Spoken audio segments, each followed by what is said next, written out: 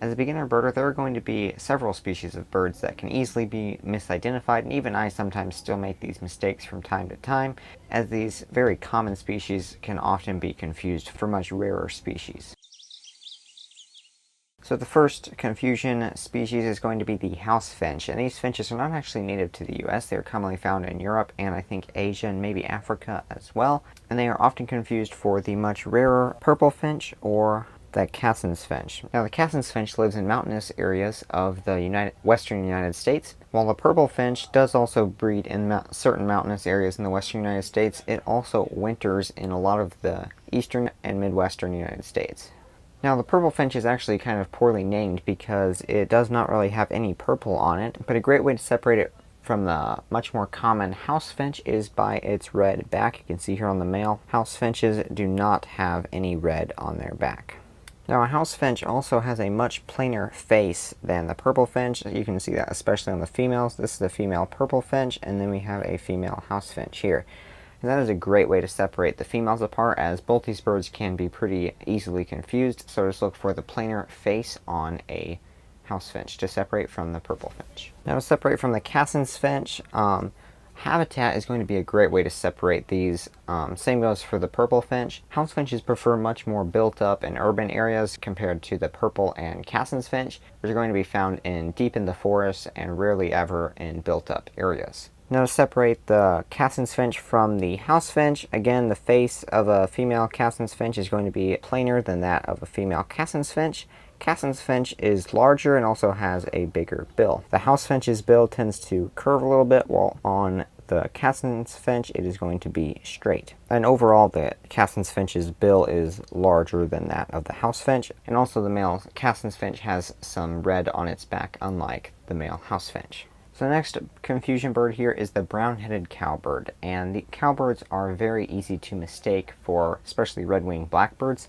You can see here the male is actually quite distinctive with a big brown head, black body, but the female can often be confused for a female red-winged blackbird if you're not paying attention and not knowing exactly what to look for. So to separate cowbirds from other blackbirds, look for the big blocky head and then the thick, short bill. And that is going to separate, especially from the red-winged blackbirds. You can see red-winged blackbirds have a long, pretty skinny bill, and then their head shape can vary from square, as in this picture here, to when the female is singing. You can see it's more of a circle shape. And then a brown-headed cowbird is a lot plainer than that of the female red-winged blackbird, which all female red-winged blackbirds have streaks on their sides and belly. The next confusion species here is the eastern phoebe, and this is a very, very common bird across a lot of the United States, and so it is often mistaken for Empedonyx flycatchers, but there's a pretty easy way to separate it from these species. Now Empedonyx flycatchers are very hard to separate from each other, but when separating from the phoebe, it's actually quite easy. So a phoebe has very, very little green on it. It is mostly brown, while almost all Empedonyx flycatchers are green. On the phoebe, also note its dark face and dark head. Now as far as range goes, eastern phoebes often migrate earlier in the year than Emped flycatchers and sometimes stay in the winter in certain parts of the United States. Now this next confusion species is the European starling, and starlings are potentially the most common bird in the United States. House sparrows might be a little bit more common. It's kind of hard to tell. But anyway, they are easily mistaken for a large variety of birds, particularly blackbirds, but there are some pretty good ways to separate them apart. For example, they have a distinctive posture when perched, which is unlike any other American bird, and they also have a pretty distinct shape in flight. The way their wings form several triangles, it's pretty distinctive once you learn it. And European starlings are not native to the United States. They are native to Europe, Asia, and Africa. Now there are also several structural differences when it comes to separating them. For example, the bill is very thin and skinny, and then in the breeding season it is yellow, and I believe this is a juvenile here, it is black. Their bill is also black in the non-breeding season. And during the non-breeding season they are covered in these white speckles here all over their belly, and then in the breeding season that disappears to where it's just sometimes the tips of their feathers have a little bit of white on them. And the last confusion species here is the black-capped and Carolina chickadees. They are often confused because they look nearly identical. So we have here on the left a black-capped chickadee, and then the one here on the right is a Carolina chickadee, and range is usually the best way to separate them. but sometimes birds do appear outside of their range, so it's a great idea to go off of several field marks when making an identification. Now, voice is the most reliable. Here, I believe the black-capped chickadee's song is higher pitched than that of the Carolina chickadee, but if you don't get to hear them sing, there are a few field marks that you can look for. So for example, on the Carolina chickadee, we can see on the edges of the wing here, there is a lot less white than when it comes to the black-capped chickadee. And as a general rule, Carolina chickadees have less white than that of black-capped chickadees. For example, on the nape of the black-capped chickadee's neck, the white extends farther on both sides than that of the Carolina chickadee, and then, as I mentioned earlier, on the edges of the wings, there is more white than that of the Carolina chickadee. And then another color difference here is going to be the buffiness of their sides. So on a Carolina chickadee, this is going to be a buffier color than that of the black-capped chickadee. Now, there are also two woodpeckers that are very similar and can be easily confused if you don't know what to look for, and for a complete video explaining how to identify them, click right here. Here are 6 birds that are perfect for beginner bird watchers to find. I've purposely chosen birds that are fun, easy to find, and very common. These birds also have very large ranges across all of North America. The first one is one of my personal favorites, which is the common yellowthroat. Their preferred habitat for breeding is reeds and cattails, which means if you look there during the breeding season, there's a very good chance that you're going to find or hear a common yellowthroat. So we have here a male common yellowthroat, and then this one right here is a female. So as you can see, male has a pretty distinctive black mask, at least during the breeding season. Yellowthroat, white stripe behind the eye. And then again, these are very small birds, so think sparrow size or smaller. If you were to put their song into words, it would be witchety, witchety, witchety. And you can hear the song anytime during the breeding season. Males sing it from dawn to dusk practically, so if you're in the right habitat, there's a good chance that they're going to be singing. Now, common yellowthroats do respond pretty well to pishing, which is psh, psh, psh. It'll often bring them in a little closer, and during the breeding season, make sure you use that carefully so that you don't disturb them too much. Now, the common yellowthroat is one of the most common warblers in North America, and like I said earlier, look for the right habitat, and then you're probably going to find them. The next bird is a killdeer, and killdeers are in the shorebird family, and their habitat is pretty diverse, from short grass to lawns, parking lots, and gravel roads. They can also be found on the edges of ponds and lakes. As far as field marks go, these guys are quite distinctive. We've got a brown back, brown head, and then a bold white and black striping pattern around the neck and forehead. Now, their call is a distinctive killdeer, and they often use that call when they are alarmed or flying.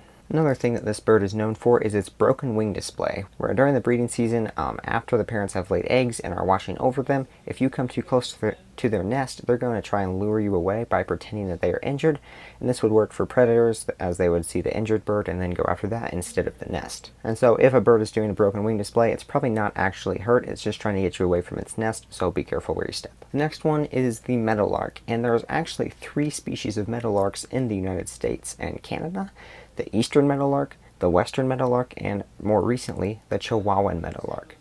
The 2 most common are going to be the eastern and western meadowlark, and as far as looks go, all 3 meadowlarks look practically the same. Their preferred habitat is going to be fields and prairie. This is not a bird of the woods, it's going to be birds of shortgrass prairie or farm fields. As far as field marks go, these birds are again quite distinctive.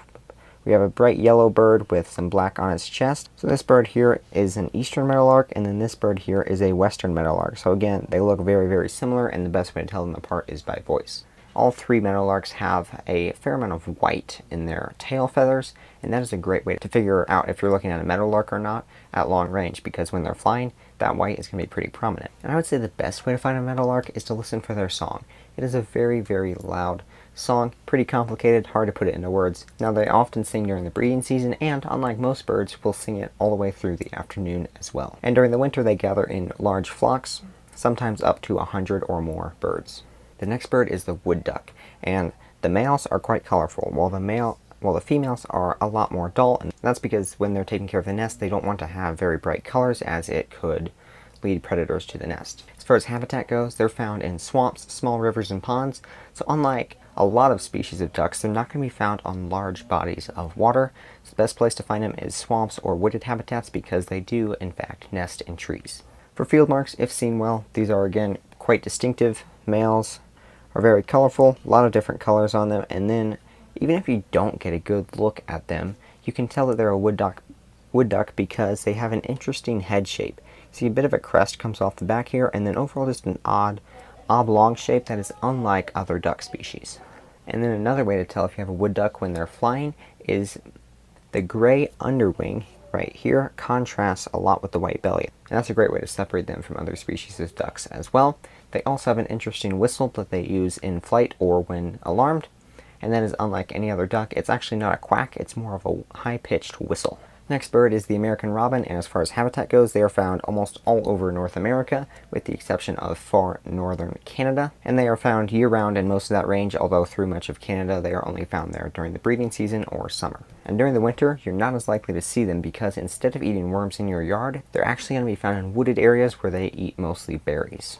As far as field marks go, they have a big, distinctive orange breast with a black head and then gray back. All this kind of contrasts and is unlike any other thrush species. Song is most often heard in the morning or the evening. And again, robins are a very common species throughout much of their range, so a local park or even your yard is probably going to be the best place to see them.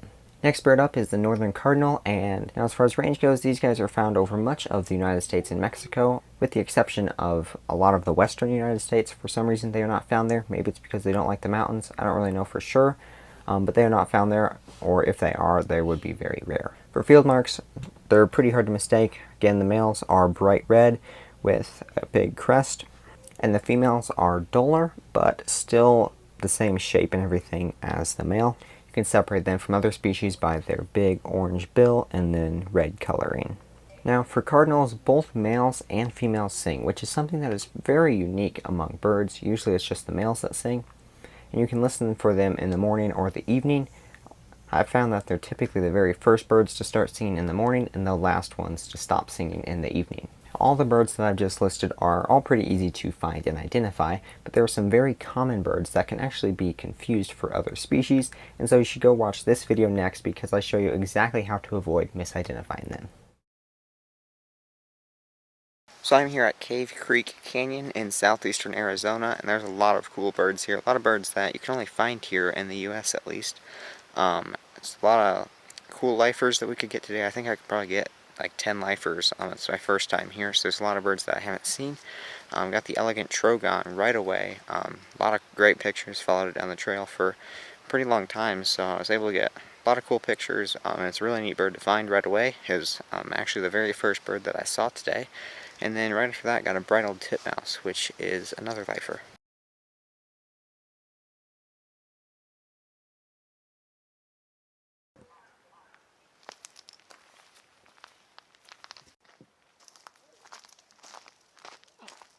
Video.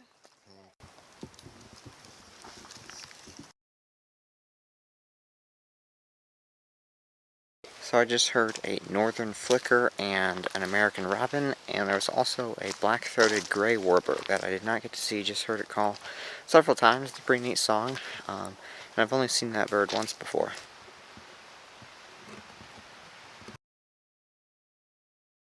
So it slowed down quite a bit actually, but I did get spotted towie and a lot of acorn woodpeckers. They're kind of, it looks like to me that they're nesting in the trees by the river here. We're going to keep hiking down this trail. I think we got about a quarter-mile left, and hopefully we can find some more birds.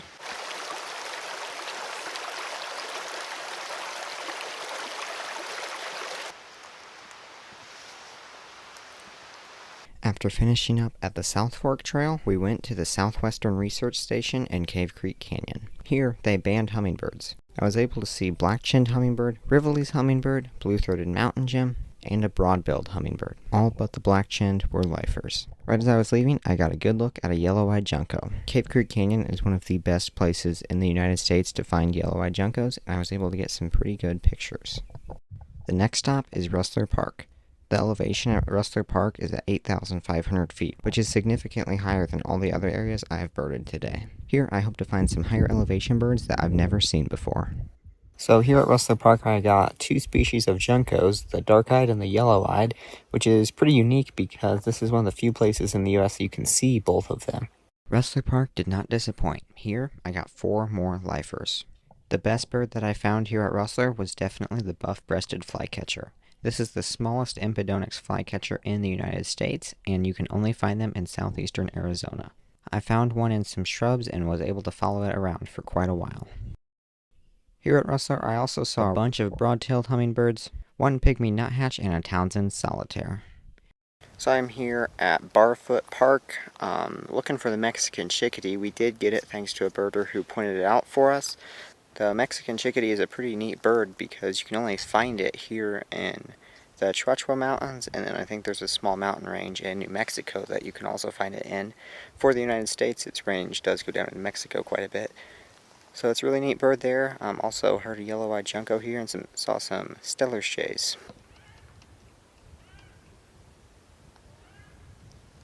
The next day, we went searching for a Bendire's thrasher at Willow Tank. While we didn't find the Bendire's thrasher, we did see yellow-rumped warbler, northern shoveler, a curve-billed thrasher, which looks a lot like a Bendire's, and a Wilson's warbler. And if you like this birding adventure video, then make sure you check out my playlist of all the other adventures. I'm about to share some secret habits that will skyrocket your birding. As soon as I started practicing these habits myself, my lifeless numbers started climbing and I was finding more rare birds. By the conclusion of this video, you will know what the experts know when it comes to birding. Habit number 1 is to research your location and area before birding so you know what to expect and what to look for. I do this every time I am visiting a new area. Before I go to a new birding hotspot, I often have a few target species that I'm looking for. A good example is when I went to Prophetstown State Park near Lafayette, Indiana. My two main targets were Henslow sparrow and northern bobwhite. Since I know what I'm looking for, I've studied their calls, researched what habitat they're found in, what time of day they're most active in, and compared with similar species. All of this research will pay off once you are in the field. Habit number 2 is to charge your camera. It seems simple, and it is, but it is just as easy to forget. When I'm on trips, I make sure I have my camera battery charging at dinner and often throughout the day too. As soon as it gets down to 2 bars, I charge it, and after every outing, I charge it. A camera is useless without charge. You can also get some spare batteries if you are planning a longer trip. For my camera, I know that I can take an average of 800 shots before needing a charge, and often I can even get over 1,000, just depending on how long the shutter speed is and other things like that. Habit number 3 is to ask other birders about their sightings. Often this can help you find a few more species that you just wouldn't have found otherwise. It also provides you a chance to share your sightings with them. It especially helps to ask other birders about their sightings when you are traveling and are unfamiliar with the local hotspots and species. eBird also really helps when traveling to new places as you can map out hotspots, track down specific sightings, and get alerts for rare birds. I'll link my full tutorial in the video description below. Habit number 4 is to always be aware of your surroundings when birding. Pay attention to every little noise. Remember, expert birders often hear even up to 80% of their sightings before they see the bird. Moving slowly will also help quite a bit. If you're quiet and looking for leaf movement, and really just any movement at all, you will be able to find more skulky birds like thrushes, warblers, and some sparrows too. Also make sure you're not going too fast, just kind of taking your time, and give your eyes a chance to see birds. Number 5 is to get in the habit of learning the calls of birds before going out into the field. Especially if you are in a new area and unfamiliar with some of the birds, this can really help. I often hear birds before I see them, so being able to recognize the common calls and songs of birds will lead you to finding and identifying more birds. Now the app Merlin Bird ID has a sound ID feature. If you've never heard of it, you definitely gotta go check it out. And it helps you pick apart bird songs. It's not always right, so you do need to have a basic knowledge of the bird species in your area to make sure that it's correct, but I found that most of the time it will identify bird songs with great accuracy. Now I think the best way to learn bird songs is to watch the bird make its song. Personally, I found that to be the best way, as just seeing a species sing is just a lot easier to remember. Habit number 6 is be prepared. Pack essential items such as water, snacks, sunscreen, insect repellent, and appropriate clothes for the weather. And never, ever, ever, ever forget your bug spray. A lot of birds eat bugs, which means if you're birding, you're probably going to find some mosquitoes. Now, make sure you do not get any bug spray on your camera or binoculars, as most bug spray has DEET in it, and DEET can and will melt plastic. I've put some links to some DEET-free bug spray that I like to use in the video description below. Although, if the birding's really good, I've been known to skip the bug spray altogether. Habit number 7 is gear maintenance. Whenever you get back from a birding outing, make sure you clean your optics. This includes both camera lenses and binoculars. Start with a lens cleaning cloth like this one, or even some lens wipes, and clean the glass, starting in the center and then working your way outward in a circle motion.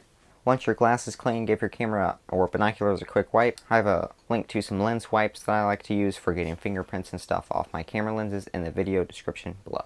And here's a quick little bonus for you. Get in the habit of expecting rarities. Never assume a bird is a local species without getting a good look. I've made this mistake many times, especially when I first started birding. If you always assume that little bird over there is a local species, then you will miss some rarities. Experienced birders are always on the lookout for rare birds. I'll illustrate this point more with a bit of a story. Back when I first started birding 3 years ago, I always assumed a species was local because rarities were, well, rare. One glimpse of a house sparrow-like bird and I thought, that's a house sparrow. But then I started traveling more and I started finding some rarities. The first rarity that I ever saw was a great-tailed grackle in Arkansas. This wasn't extremely rare, as this species was and still is expanding their range into that part of the state, but this is my first rarity and more came soon after that. In fact, for several years I had never seen a rare bird in my local area. I think this is due to 2 reasons. Number one, central Indiana just doesn't get as many rarities as, say, Texas or Florida. And 2, if they were there, I wouldn't even be looking for them. And I probably did miss some rare birds because of this. So always remember, rare birds are generally everywhere. You just have to find and expect them. Now, if you want to find more rare birds and not make the same mistakes that kept me back, then click on this video right up here. It's also linked in the video description below. These are 20 of the greatest birding locations in the United States, and the first one is the legendary Cape May, New Jersey. Cape May has a bunch of shorebirds, gulls, terns, even raptors, but what they are most famous for is their warblers. You see, when warblers are migrating over the ocean, they often stop at the very first place that they see when they get to land. And Cape May is situated perfectly on the coast that it funnels a bunch of migrants right to this small point where they all congregate. And so while Cape May has a lot of birds, the warblers are going to get the most attention because nearly every species found in the eastern United States can be found there during migration, and so if you've never been, it's a great place to go for spring migration. Continuing up the east coast a bit, we have Acadia National Park. Acadia is well known for its coastal birds and boreal forest birds. So in the morning, you could hear a bicknell thrush singing, and in the afternoon, you could go to the coast looking for black guillemots or great blackback gulls. Not too far from the national park is a couple of Atlantic puffin colonies as well. If we go all the way down the east coast to the very bottom, we have Everglades National Park. Not only is Everglades a great place to find a lot of southern United States specialties, it also is important for wintering shorebirds. During the winter months is the best time to go. Not only is it a lot cooler there than during the summer, but that's when a lot of birds are wintering there, and they're going to be a lot more active throughout the day because it is less hot. During the spring, Everglades also gets quite a bit of neotropical migrants such as thrushes, warblers, vireos, and flycatchers.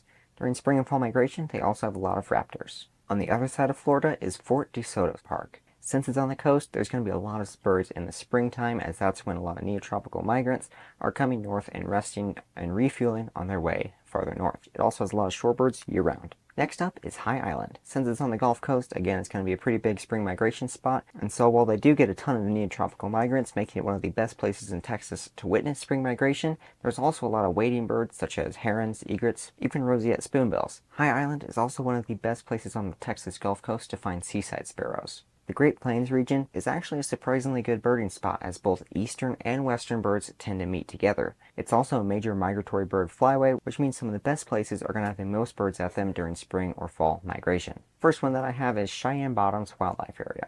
And Cheyenne Bottoms is known for its shorebird migration, waterfowl migration, and they even had an American flamingo one time. Corvera National Wildlife Refuge is only 40 miles away, which also provides a lot of the same bird species. Next up is the Platte River. Every March and April, sandhill cranes gather there on their journey north by the hundreds of thousands. Not only is it the highest concentration of sandhill cranes in the world, but they also have greater prairie chickens. One of the best places for birding in the Midwest region is Horicon Marsh. You can find a ton of breeding waterfowl and shorebirds in the wetlands, and it's also one of the few places during the breeding season that you can find whooping cranes. Next up is the famous McGee Marsh. Now, McGee Marsh is not on the ocean coast, but it is on the Lake Erie coast. And much like down south on the ocean, where birds stop once they see land, here at McGee Marsh they actually stop once they see water, because they need to refuel before making that long flight over Lake Erie. And so, as with any other place that's famous for its migration, you're going to see a lot of warblers and neotropical migrants, as well as some other Midwestern specialties. In the southeast region, we have Huntington Beach State Park, which not only is the home to several endangered species of plovers, it also has a lot of seabirds, since it's on the coast. Come during spring migration, and you'll probably get some neotropical migrants as well. Tennessee River National Wildlife Refuge is another important stop for migrating shorebirds, as these ample mudflats make it very easy for shorebirds to find food on their way north. Also in the southeast is possibly one of the most famous national wildlife refuges ever, which is St. Mark's. St. Mark's is a great place for shorebirds and neotropical migrants. It's also the home of the famous flamingo, Pinky. If we head all the way over to the Rocky Mountains region, we have Rocky Mountain National Park.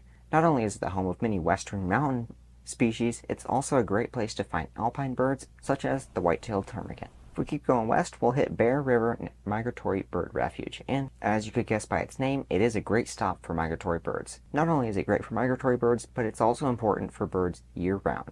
Black-necked stilts and American avocets nest by the thousands there, and it's one of the most important wintering grounds for tundra swans. One of the best locations in the southwest is Cave Creek Canyon. Here you can get a lot of southeastern Arizona specialties, but it's especially known for its hummingbirds. Next is Bosque de Apache National Wildlife Refuge, and it's a very important migratory bird stop, as the marshes are surrounded by desert, which means you're going to get a lot of shorebirds and western waterfowl heading north. If we go south a little bit, you'll hit Big Bend National Park, which is famous for the Coloma warbler, but it also holds the title of the birdiest national park, as no national park has had more birds than Big Bend. The last region that we have is the West Coast. If you go to Point Reyes National Seashore, you can see just about every bird species found in California here. They have a very diverse range of habitats, which means they can host a lot of birds. Also in California is the Salton Sea. The brine shrimp in the Salton Sea is an important food source for waterfowl and shorebirds. Surrounding the area, you can also see a lot of desert specialties, some of which are found only in California. And speaking of birds you can only see in California, the yellow-footed gull is found at the Salton Sea, but nowhere else in the United States reliably. And the last location that I have here is the San Juan Islands. While it's famous for its seabirds such as alcids and auklets, you can also find a lot of Pacific Northwest specialties such as chestnut-backed chickadee. Now there are many more great birding locations inside of the United States, so if you have a favorite that I didn't mention, go ahead and put it in the comment section below, and I'll see you in the next video. I'm about to show you how to explode traffic at your bird feeders and get new species that aren't usually found at bird feeders. Get ready because it's starting right now. Alright, so the first one is to use a variety of bird feeders. And if you think about it, if you have twice as many bird feeders offering twice the amount and type of food, it makes sense that you attract more birds. If you're just using one type of feeder, go ahead and try some hummingbird feeders, sock feeders, platform feeders, larger birds, mealworm feeders for bluebirds, orange feeder for orioles, suet feeders, hopper feeders. Are there any more bird feeders? You will also want to use a variety of seeds too. Sunflower, safflower, white millet, cracked corn, peanuts, thistle. Just don't use the mix that you find in the store because it's filled with red millet and birds just don't like red millet. One fun feeder that I have not mentioned yet is a window feeder. You can suction cup this plastic feeder to a glass window and then you get to see birds up close. Birds do like coming to this type of feeder, and I've found that sunflower seeds typically work great. I'll put a link in the video description below to one. The second tip is to add water. Birds need water, and so if your bird bath is the most convenient water source for them, you can actually attract quite a lot of birds, including birds like warblers that won't usually come to feeders because they eat insects. Birds don't enjoy in a bird bath, however, and so that is why concrete is better than glass or plastic. And if you add a small bubbler or a fountain, you could get even more birds, because then migrating birds can hear the water, and then if they need water, they're going to stop. And by the way, if you're finding this video helpful, I would really appreciate it if you go ahead and tap the like button. It won't get more birds at your bird feeders, but it will help more people see this video, so thank you very much for doing that. Third tip is to add cover. Adding some bushes or small trees around your feeders can provide some protection for birds compared to being just out in the open. Not only does this help protect birds from predators like cats and hawks, but if you use bushes that produce berries or flowers like sunflowers, cosmos, and zinnias, it can also turn into a bonus bird feeder. And there are actually several very common feeder birds that are easily mistaken for much rarer species, and I'm guilty of misidentifying several of these. And so to help you out, I've made a complete video explaining how to avoid these common mistakes. You can click on this end screen right here, or if you missed the end screen, there's a link in the video description below. Whether you are a beginner bird watcher or have been birding for years, stay tuned because these 10 tips are going to help you find more birds no matter your experience.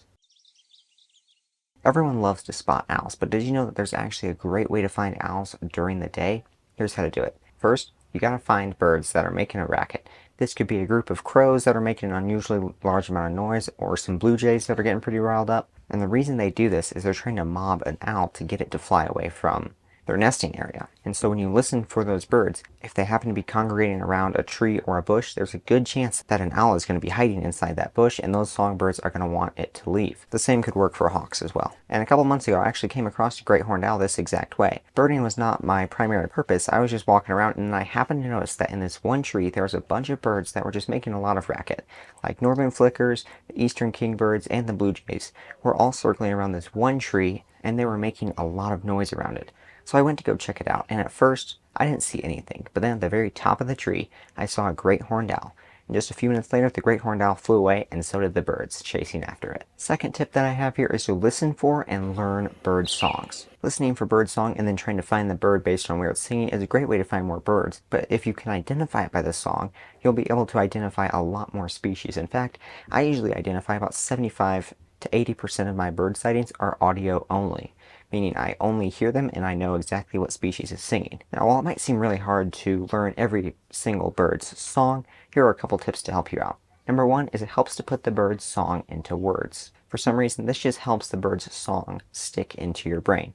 For example, the common yellowthroat is a witchety, witchety, witchety if you were to put it into words. Now again, birds don't speak English, so it's not going to be perfect. You can generally get a pretty good idea of what the bird sounds like if you put it into words. And the second one, and by far the most helpful one, is to watch the bird sing. There's something about watching a bird sing that just sticks in your brain, and then after that, every single time you hear that bird, you're going to know exactly what bird is singing. I remember the Carolina wren was one of the very first birds that I saw sing when I was trying to learn how to identify birds by their song, and seeing that bird sing stuck it in my brain, and now every time I hear one, I know exactly what bird is singing. And the third tip is to go birding in the morning or evening. While not necessary to see birds, it greatly increases your chances compared to going birding in the middle of the day. Temperatures are usually cooler in the morning, and so birds are going to be most active during that time. And speaking of when to go birding, if you go birding during spring or fall migration, your chances are greatly enhanced at finding more birds, especially with spring migration. There are just going to be more birds in your area during the spring or fall than any other time of the year. Generally speaking, spring migration lasts from April to May, although it depends on what part of the country or continent you are in. For example, South Texas usually has its peak spring migration in late April, while New York doesn't get its peak migration till the second week of May. And so spring migration does last for several months, but fall migration lasts even longer. Generally, it lasts from September to early October, but shorebirds begin migrating as early as August or even mid-July. And sparrows don't get to their wintering grounds till mid-November. If you want to spot more birds, the best way to do that is to look for movement. Birds move often, and the best way to find them is when they're moving. It's really hard to notice movement when you're walking, so make sure you slow down a little bit and scan your surroundings to make sure that you're not walking by any slow-moving birds. Some birds, like owls, don't move around a whole lot, so if you just stop and scan the area that you're birding in a couple of times every now and then, it greatly enhances your chances of finding more birds. And one of the best ways to find more birds is to look for water. Especially in the desert, there's not a whole lot of water, so if you just stay by a water source, birds are going to come because they need water. Now in the spring, there's probably going to be more water around your local area depending on where you are, but in the summer a lot of that water is going to be dried up, and therefore birds are going to congregate around one water source more. Moving water is typically best, so if you have a bubbler or fountain in your bird bath, that is a great way to attract more, and because the water is moving, the birds can hear it even when they're flying or migrating through, and so you're going to attract more birds that way. My next step here is to wear muted and natural colors when you are out birding.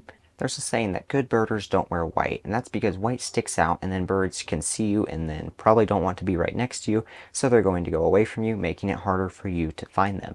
So if you wear natural colors such as green, brown, or camouflage, you're more likely to find birds because you're blending into their habitat more. Now, one of the best tips that I've come across is to search the edges of habitats, and here's why. It greatly increases your chances because you are now birding two habitats at once. And anyway, birds tend to be found on the edges of areas more than any other place. Of course, it depends on the species. Some species like to be more hidden, or they like to nest deep in the forest, while others can be found by the edges. But as a general rule, more birds are found on the edges than anywhere else. This could be a forest bordering a wetland, or a mudflat bordering a lake, or even just a clearing in the forest. But if you look for edges, more birds are likely going to be there. Now, we talked a little about identifying birds by their song earlier, and there's actually an app that helps you identify birds by their song. It's called Merlin Bird ID, and this app has a lot of features, but one of the most helpful features on it is called Sound ID, and it can take a jumble of bird song and tell you exactly what is singing. I found that about 90% of the time it is accurate. And one big drawback to this is you do need some cell service so that it can get your location and provide relevant birds. Otherwise, it does not work very well at all. And inside the Sound ID feature, it actually has a whole list of the birds that are singing and allows you to play those calls so that you can check it and make sure that it is identifying them correctly. And the 10th tip that I have for you today is to use a spotting scope. Spotting scopes increase the range that you are able to see birds. I use a spotting scope mostly just for shorebirds and waterfowl. It doesn't really work well in a forest. Binoculars or a camera is definitely going to be the top tool for there. But on a mudflat or a lake, a spotting scope is going to get you a lot more range and allow you to identify some species that are really far out. And to see my full review of the Hawk Endurance ED 85mm, which is the scope that I use, go ahead and click right here. Have you always wanted to identify the birds in your backyard? Well, in this video, I'm going to show you how to identify 34 of the most common birds found in backyards across the country. You don't need any experience to learn how to identify these birds, as I'm going to make it as easy as possible for you to follow along. First one is the northern cardinal, and in the eastern and midwestern United States, this is one of the most common and recognizable backyard birds. The males are a bright red color, while the females are more of a tan. The females do, however, still have some red. On their crest, wings, and tail, both the male and female both have bright red beaks. So one of the best ways to identify the northern cardinal is to look at that big crest. While their bright red color does make them stick out, there are some other bird species like the summer or scarlet tanagers that are bright red and can be confused. And so one of the best ways to separate them from other species is their crest. Cardinals are fairly large birds, and the only other backyard bird species with a crest is the tufted titmouse. And titmice are a lot smaller than northern cardinals. So you can look at their bright red coloring, their crest, and just their overall thick, kind of chunky shape, and that will let you know that you are looking at a cardinal. As far as range goes, they are found all over the Midwest, eastern, and southern United States, and there's also some in southeastern Arizona. Northern cardinals will regularly come to bird feeders and prefer sunflower seed. Next one is the mourning dove. Mourning doves are super common birds, and in most states, mourning doves are the only dove species, but in the south and western United States, there can be a few more. The most widespread confusion species is the Eurasian collared dove, which is not native to the United States. The best way to separate the mourning dove from the Eurasian collared dove is the lack of a collar, and mourning doves are a darker tan when compared to the Eurasian collared dove. The mourning dove also has some black spots on their wing, and one of the most interesting ways that I've come across to separate mourning doves from all other dove species is mourning doves are the only dove species in the United States that have a pointed tail. You can't always see the pointed tail, but most times you can. But if it doesn't have a pointed tail, then it definitely deserves a closer look. As far as range goes, they are found throughout the entire country, and the purple on this range map means they are found there year-round, while the orange means they are found there only during the breeding season, which is typically the summer. Next, we have a very common species, and that is the chipping sparrow. Chipping sparrows, unlike other sparrows, are often found in residential or urban areas. They're not super common feeder birds, but they will occasionally eat some seeds that are left on the ground. The easiest way to separate a chipping sparrow from all other sparrow species is this black stripe through the eye, orange cap, and then we also have a little bit of red on the wings and some white on the wings. This distinctive black and orange striped back is different than all other sparrow species that are found in backyards. And the main confusion species here would probably be the house sparrow. The house sparrow has tan lines on its back and a much thicker beak. If we look at the chipping sparrow, its beak is actually pretty thin when compared to the house sparrow. House sparrows also do not have a black line through their eye. As far as range goes, these guys are mostly a summer species. This little bit of yellow here means they're only found there during migration, and inside of that yellow area you might occasionally get a few submarine birds that just didn't migrate all the way north. Purple, like I said earlier, means they are found there year-round, and then the blue here means they are found in the winter or non-breeding season. Next, we have a very, very common species, quite possibly the most common bird on the planet, and that is the house sparrow. House sparrows are not native to the United States. They were introduced in New York City in the 1800s, I believe, but have since spread to the entire country and most of the world. House sparrows are a distinctive bird with their brown back, gray belly, and then the black around their face. They also have this very thick bill. Females are a little duller and more gray, but still have these distinctive white stripes on their back, gray flanks and belly, and then this thick bill. House sparrows also have a distinctive shape when perched.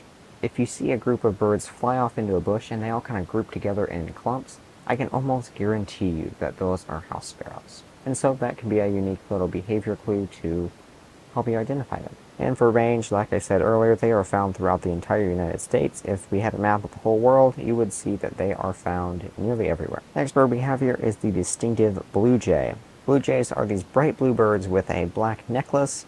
In most of the country, there is no jay that they can be confused for. In the western United States, you've got the Steller's jay. Those are a lot darker blue and have a lot of black on them. And these are a very distinctive bird and pretty hard to confuse. Just look for that bright blue color. For range, they are found in the southern, midwestern, and eastern United States, and in the winter you can find them out west, but since this is a lighter blue, that means they are not very common in the winter there. Next up is the house finch, and house finches are not actually native to the United States. This is a European bird that have been introduced, and like the house sparrow, have become very common. The males are quite easy to identify with their bright red coloring and thick bill. The main confusion species here would be the purple finch, and the purple finch is more of a raspberry color when compared to the male house finch, and also has a more distinctive eyebrow. For the female purple finch, it's a little harder. They can still be confused for the purple finch. They can also be confused for a pine siskin. Pine siskins have these really thin, pointed bills, while if we look at the bill of a house finch, it is very bulky and more of a duller point. Pine siskins also have some yellow in their feathers, while the color of a female house finch is always brown and white. To separate from the female purple finch, house finches just kind of lack the distinctive eyebrow of a female purple finch. For range, they are found throughout the entire United States, and I think they are a little bit more common towards the western United States. Before we get on to the next bird, which is the red-winged blackbird, I just want to let you know that if you're looking for a way to identify birds, no matter where you are in the world or what species you're looking at, I've got you covered. I've made a course on an easy-to-follow 4-step formula that helps you identify every single bird. This is the formula that I'm using to identify these birds, and so if you want to be able to identify every single bird you see, you can go to betterbirders.com to check out my new course, Bird Identification for Beginners. Alright, so next we have the red-winged blackbird, and males are pretty distinctive. We got this big red patch with a little bit of yellow.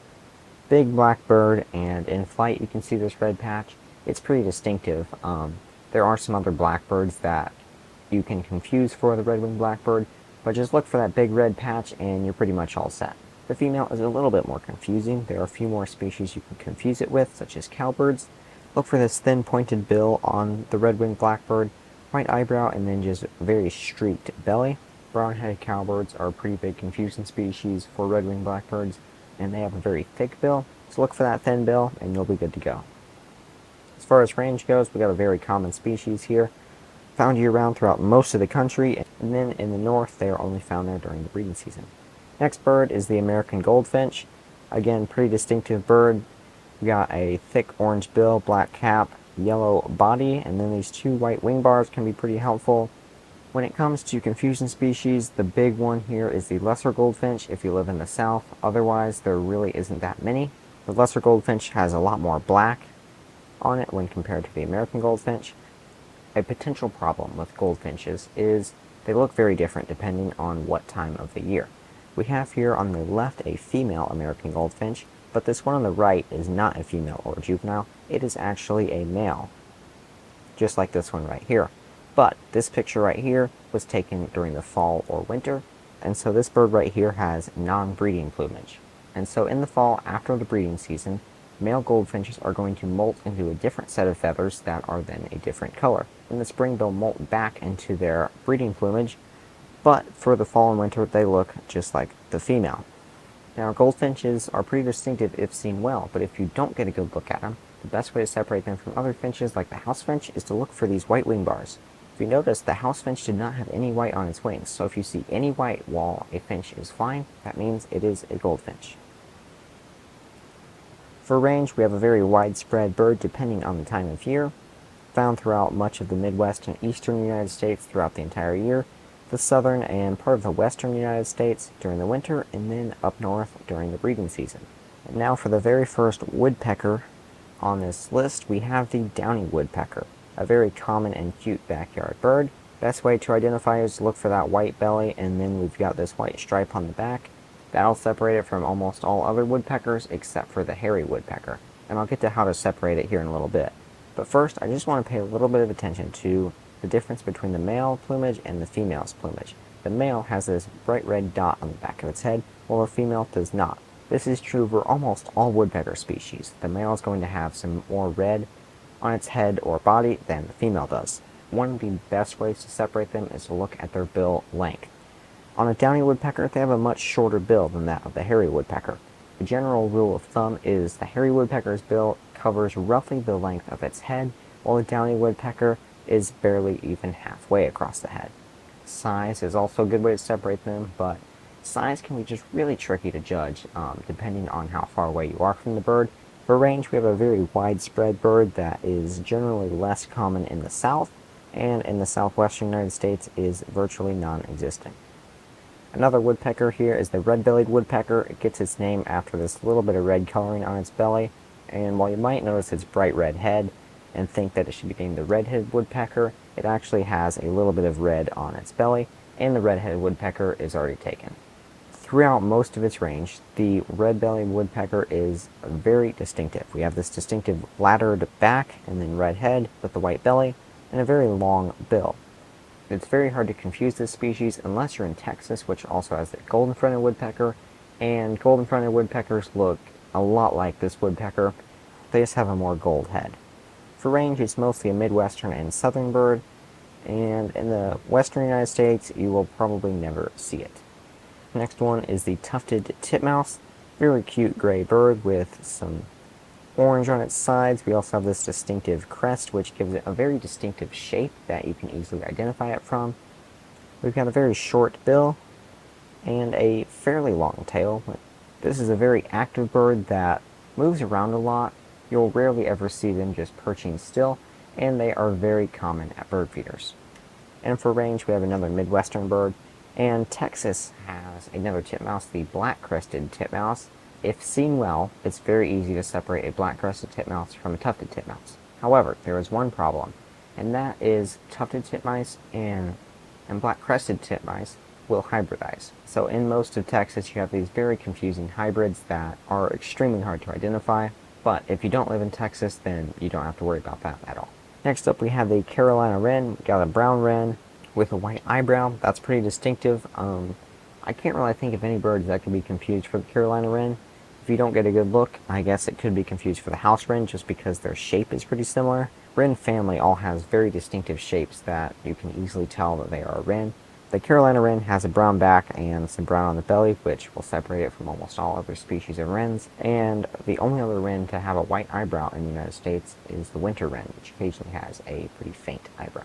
Carolina wren is mostly a midwestern and southern species, although it is expanding its range farther north, and so if you're in the north, be on the lookout for these guys. Next up is a species of woodpecker called the northern flicker. As far as shape goes, these guys are pretty similar to the red-bellied woodpecker. They're about the same size. Northern flicker has these black spotting, big black chest patch, and the males have some red on the back of their head. We've also got this kind of distinctive barring or spotting on the back. It also has a clean gray head, which is unlike all other species of woodpecker in the United States. Another interesting fact about the northern flicker is one of their favorite food is ants. So you can often see them on the ground looking for ants or hanging out by an ant mound in search of ants. There's also two main forms of northern flicker. We have the red-shafted northern flicker and the yellow-shafted northern flicker. This is mostly a range difference, the red shafted on one side of the country and the yellow shafted on the other side of the country. In the middle of the country, though, they both mate together and they do hybridize. These two different forms of the northern flicker were also once considered two separate species, but they have since been lumped together. As far as range goes, again, a very widespread bird. They stay put for most of the year, but in the winter, some will head farther south, and in the summer, some will head farther north. Next one is the northern mockingbird, which is a very distinctive gray bird. They got these two white wing bars, a long gray tail, and then just an overall a gray body. It's pretty hard to confuse these guys. When flying, these two white wing bars are very noticeable. They create like kind of two big flashes of white when they're flying. You could confuse that for a loggerhead shrike in the south. But other than that, northern mockingbirds are pretty distinctive. Mockingbirds also have a pretty distinctive posture. They sometimes will hold their tail up like a wren. As far as range goes, they are found throughout the entire United States, and they seem to be very, very common in the southern United States. Next up, we have the yellow-rumped warbler, and this is more of a tricky one because there are several different forms of the yellow-rumped warbler. This subspecies right here is the myrtle subspecies, and this one right here is the Audubon subspecies. Audubon subspecies is usually found in the west, while the myrtle subspecies is more widespread and found throughout the entire country. When it comes to identifying them, look for that distinctive yellow rump. We got the black mask and these black stripes that go down the body. And warblers, like the yellow-rumped, are very small birds, probably about the size of a titmouse or a chickadee. And the yellow-rumped warbler is one of the most widespread warblers in the United States. On the myrtle subspecies, you can also look for this white throat. We also have an incomplete white eye ring right here on the top and the bottom, and when combined with the black mask, it's quite distinctive. For the Audubon subspecies, we have a gray warbler with a yellow throat patch, still some yellow on the rump, and yellow on the flanks. The Audubon subspecies of the yellow-rumped warbler is a little bit more of a lighter gray than the color of the myrtle subspecies. For range, we have a pretty complicated range map here. For the non-breeding season, they're found throughout the Midwestern and Southern United States, as well as part of Arizona, Colorado, Oregon, and Washington. And then this yellow here represents migration, and their breeding range does go north into Canada, where most of them breed. And if you're getting value out of this video, I would really appreciate it if you tap the like button, as it helps this video spread to more bird watchers just like you. So the next bird we have here is the rock pigeon, and these pigeons are very, very common in the cities. You can also find them in your backyard occasionally. Most pigeons will look like this. We've got a gray bird, white scaling on the back, and then some iridescence in the neck feathers. They also have some distinctive red feet. Overall, a very distinctive bird. When it comes to range, they are found throughout the entire United States and also found throughout most of the world. Next up, we have another member of the blackbird family, and that is the common grackle. Common grackles are very large, noisy, and iridescent birds. But structurally, the common grackle has a lot of distinctive field marks. We have this very thick, long bill and long tail. The only two species that you can have trouble with are the great-tailed grackle and the boat-tailed grackle. On the East Coast, there are some boat-tailed grackles, but those are mostly confined to the coast. So if you live away from the coast, you're probably not going to have any trouble with those. The way to separate them both is just boat-tailed grackles and great-tailed grackles have longer tails than the common grackle. Common grackles also have this like whitish eye, which is quite distinctive, and is a good way to separate them from the red-winged blackbird. Next up, we have the very common and recognizable Carolina and black-capped chickadees. These two birds look very similar. Range is usually the best way to separate them, unless you happen to live in a small portion of the country where these two birds' ranges overlap. As far as identifying them goes, you got a black cap, black chin patch, and just overall a gray bird. Also have some white on the cheeks and nape. If you look at the overall shape of the bird, you have a pretty plumped body with a longish tail.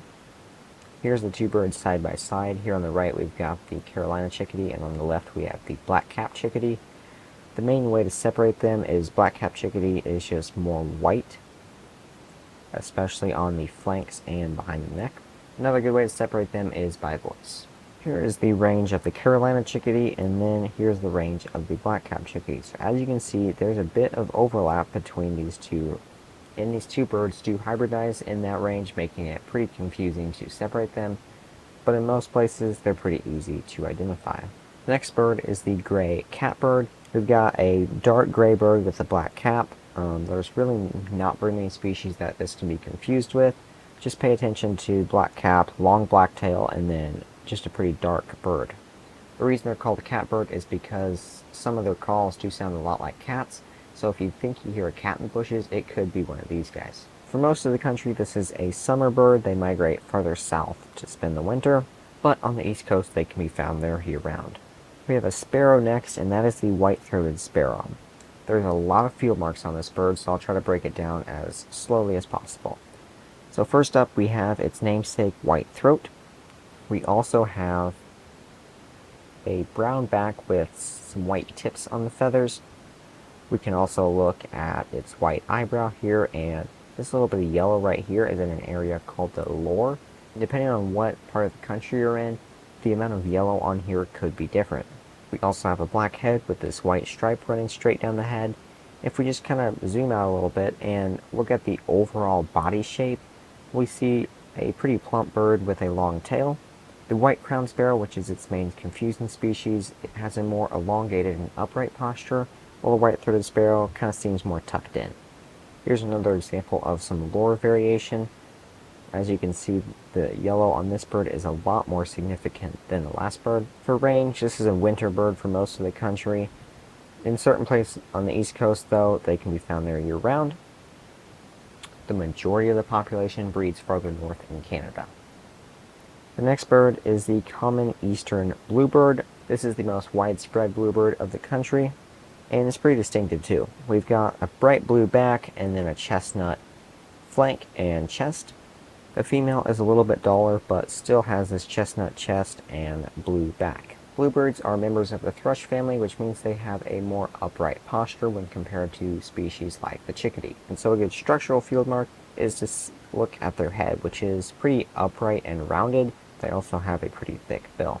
In the south, these birds are found there year-round. In the winter, sometimes they'll head a little bit farther west, and then for the breeding season, they head north. Next, we have the distinctive brown-headed cowbird. The females, however, are less distinctive. They're more of a gray color, while the males have a brown head and a black back. The best way to identify a cowbird is to look at its bill. We've got this very, very thick bill. And cowbirds are members of the blackbird family, which all other members of the blackbird family have these very thin, pointed bills, so the best way to separate them is to look at their bill. For range, they're found year-round throughout a lot of the Midwest and southern United States, and then for the summer, they head north across much of the western United States. Next, we have a very common but easily identified flycatcher, and that is the eastern phoebe. Phoebes have very few field marks, and that's actually one of the best ways to identify them. They don't really have much of a wing bar, and they're just overall very gray with a white belly. A good way to identify a phoebe is to look for that slightly forked tail, and then, like I said earlier, just a lack of overall field marks. We got this black head and a white belly, and then no wing bars. Almost all of their flycatchers have white wing bars, and so that can be a good way to identify them. For range, they're found throughout much of the Midwest and East Coast during the summer, and then their wintering range overlaps with where they're found year-round. Next, we have the ruby-crowned kinglet, and unfortunately, you can't always see its bright red crown. Most of the time, they just look like this. Ruby-crowned kinglets are very, very small birds, and so size is often a great way to separate them from other species, but we can also look at this very, very thin, long bill. They also got two white wing bars, and they also have an interesting eye ring. But you usually don't get this close to ruby-crowned kinglets, and so a good way to identify them based on behavior is ruby-crowned kinglets are always kind of flicking their wings when they're foraging for food. For range, we have a winter bird for most of the country, and then for a lot of people, the only way to see them is during migration, which is in the spring and fall. A lot of the population breeds further north in Canada. Next, we have the hairy woodpecker. I was talking about the downy woodpecker earlier, and this is the hairy woodpecker. They look very similar, but like I said earlier, one of the best ways to separate them is to look at their bill length. A hairy woodpecker's bill length is roughly the size of its head, while a downy woodpecker, it's usually about half. Another good way to separate the hairy woodpecker from the downy, hairy woodpecker's tail feathers, this white right here, is usually clean. There are some examples of hairy woodpeckers having some black spotting on them, but most of the time the downy woodpecker is going to be the only one that has black spotting on its tail. For range, we have a fairly common bird, a little bit less common than the downy woodpecker, and in the south they are a lot less common than they are in the north. And in the west, they're typically found in mountainous regions. Next up is the house wren. Again, a very plain bird. They have their distinctive wren shape with their tail kind of cocked up like that. And house wrens, unlike the winter wren, which is its main confusion species, do not have that distinctive of a white eyebrow. For most of the country, house wrens are a summer species, while winter wrens are more of a winter species. Next up, we have one of my personal favorite birds, and that is the cedar waxwing. They get their name from what looks like yellow wax dipped on the very end of their tail. Overall, we have a tan bird with a very distinctive black mask and then a yellow wash on the flanks. Waxwings have a very clean look with no streaks or spotting, and a good way to identify them is by their crests. Like I said earlier, titmice and cardinals both have crests, but the cedar waxwing is smaller than a cardinal and bigger than a titmouse, and cedar waxwings are almost always found in flocks. Waxwings are more of a northern species. For the breeding season, some will head north to Canada, while others will just stay where they are year-round. Barn swallows are the most common swallow species in the United States, and are also one of the most distinctive. Barn swallows have this very long tail, and that is the best way to separate them, is to just look at their tail. Their tail feathers are almost the length of their body, and so that's a really good way to separate them from all other swallow species, which have much shorter tails. Almost all swallows will spend the winter in South America, and barn swallows are no different. The only time to find a barn swallow is during the breeding season. Next up, we have an introduced species, and that is the European starling. European starlings are very distinctive birds, and are also one of the most common. Starlings have this bright yellow bill and an iridescent black body with white-tipped feathers. They also have this distinctive shape when perched, and a very distinctive shape when flying. It kind of forms like a triangle. For range, they're found throughout the entire country. Next up, we have the American robin, again a very distinctive species. We got this bright orange breast, yellow beak, and black head. Robins are members of the thrush family, so they're going to have a more upright posture, and you can often find them foraging for worms in your backyard. When it comes to separating them from other species, since from the thrush family, you could confuse robins for other thrush species, but robins will always have this orange breast, while all thrushes are generally brown.